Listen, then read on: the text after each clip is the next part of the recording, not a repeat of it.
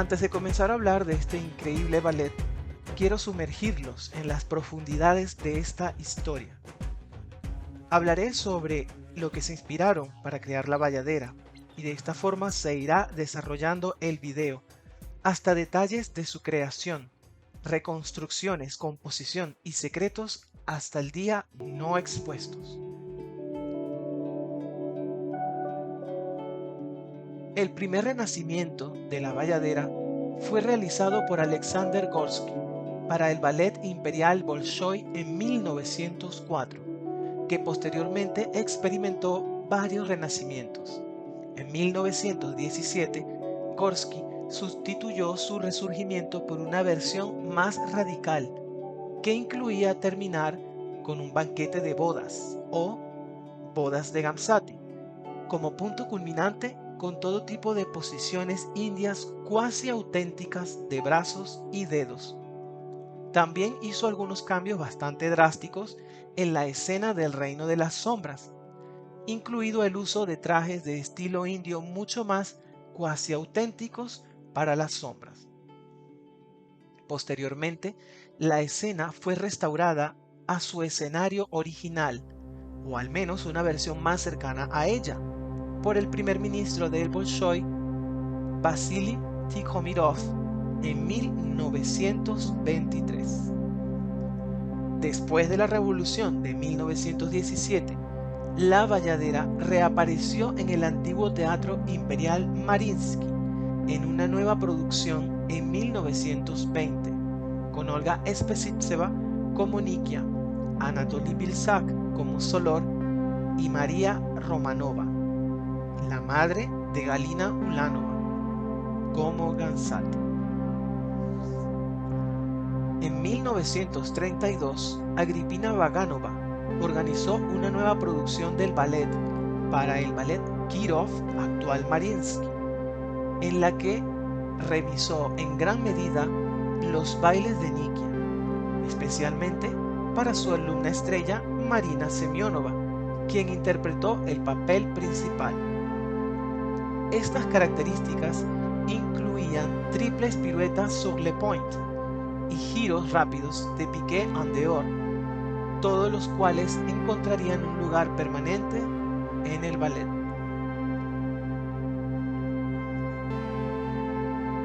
En 1941, Vladimir Ponomarev y Vakhtang Shabukiani organizaron una nueva producción para el Ballet Kirov, actual Mariinsky, que desde entonces se ha convertido en una de las producciones más famosas que se conocen en la actualidad. Esta producción conserva la decoración original de 1900 para el primer y segundo acto. Retuvo los pasajes coreográficos revisados de Vaganova para Nikia, con algunas nuevas revisiones de Natalia Dudinskaya, e introdujo otros cambios nuevos que se convirtieron en estándar.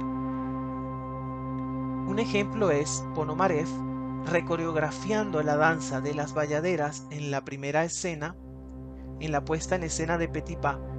Este baile es un baile de carácter simple, compuesto casi en su totalidad por tombés, y los bailarines llevan zapatos de tacón. Ponomarev hizo que los bailarines usaran zapatillas de punta y recoreografió el número, dándole una coreografía más desafiante.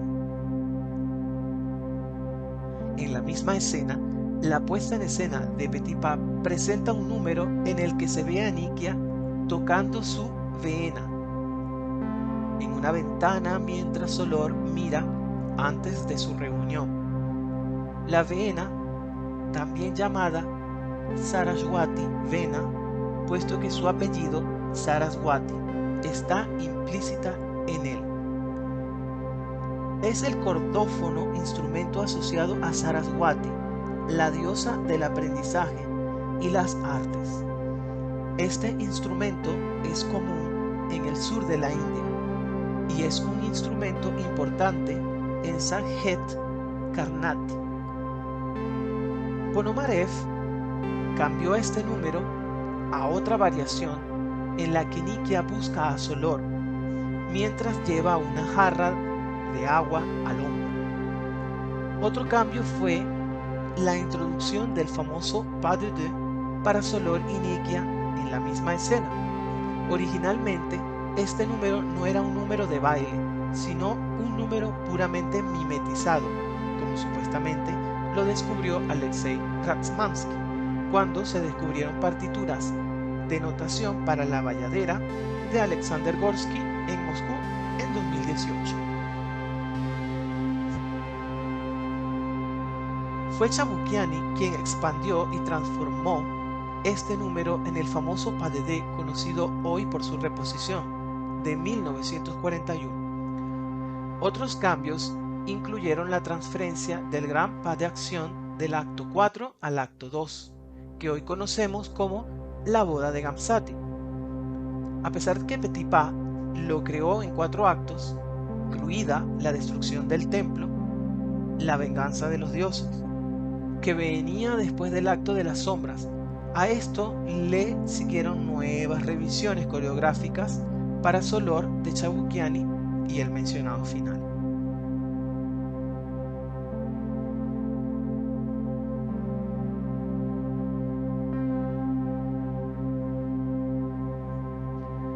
Lopukov afirma que después de la revolución en los años 40, el cuarto acto se eliminó por 3 posibilidades.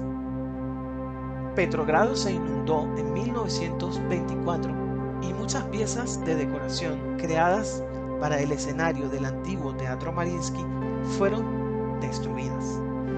Entre estos puede haber estado la decoración del acto 4 de la Bayadera, y quizás el ballet de San Petersburgo posterior a la revolución no pudo obtener los fondos para una nueva decoración.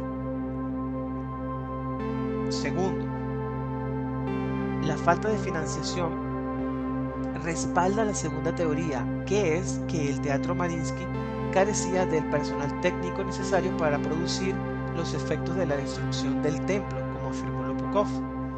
Una tercera y más curiosa explicación habla de cómo el régimen soviético no habría permitido la realización de una presentación teatral que incluía a dioses hindúes destruyendo un templo. Es muy posible que todo esto haya influido en la pérdida del acto 4, y aunque la verdadera explicación de la desaparición del acto sigue sin estar clara, Lopukov consideraba que ya el ballet era bastante largo, y como en el acto del Reino de las Sombras ya tenía un final lógico y dramatúrgico, piensa que no influiría en su eliminación. Más adelante, en la puesta en escena de la producción de Sergei Vikharev en 2002, que se restauró el cuarto acto de la producción de Petipa, aunque se modificaron y ampliaron los pasajes anotados del gran pas de acción. Por ejemplo, la puesta en escena de Vikharev de la coda incluyó la secuencia tradicional de los fouettes para Gamsati. Sin embargo, esta secuencia de fouettes es una revisión soviética y probablemente se agregó en el Resurgimiento de 1941. Años después de que se retirara la producción de Vikharev, Alexei Ratzmansky restauró el cuarto acto.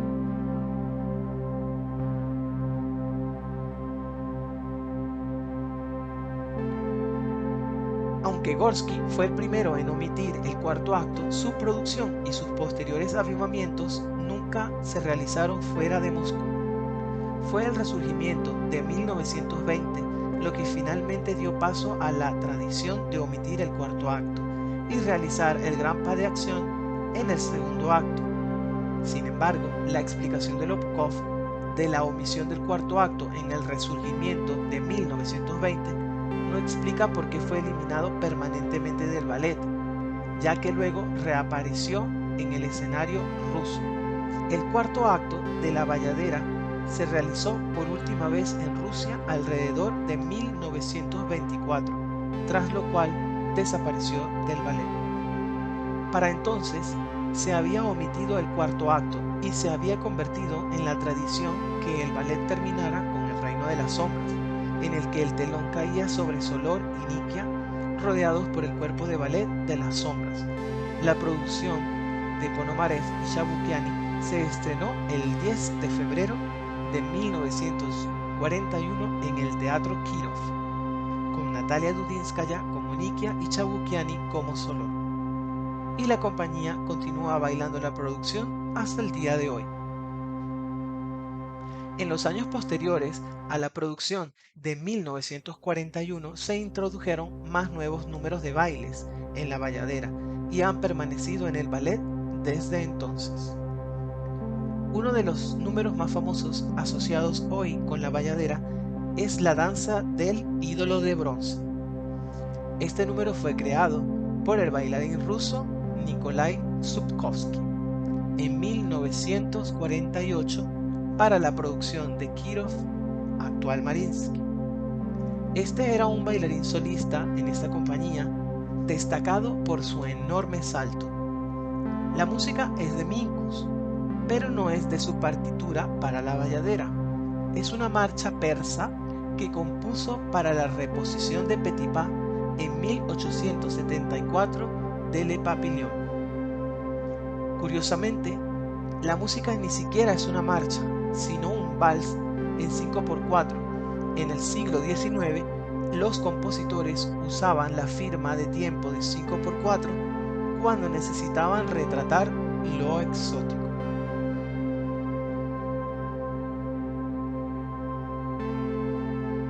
En 1954, Konstantin Sergeyev coreografió y agregó un nuevo pas de deux para Dudinskaya en la escena que es interpretada por Nikia, un esclavo y dos estudiantes. Este pas de deux se conoce como el llamado pas de deux para Nikia y el esclavo. La música de este número no es de Minkus, sino de César Puño, del adagio de su Pas de Fleur del segundo acto de la Esmeralda. La famosa variación de Solor en el gran pas de acción que se baila en todas las producciones modernas no es la variación original que realizó Pavel Gert en 1877, ni es la variación que realizó Nikolai Legat en el Renacimiento de 1900. Para el Renacimiento de 1900, Legat interpoló una variación que fue compuesta por Minkus para el Renacimiento de Petipa en 1874 de Le Papillon, en el gran pas de acción como variación de Solor. La partitura del repetidor de violín para esta variación se incluye en la colección Sergeyev.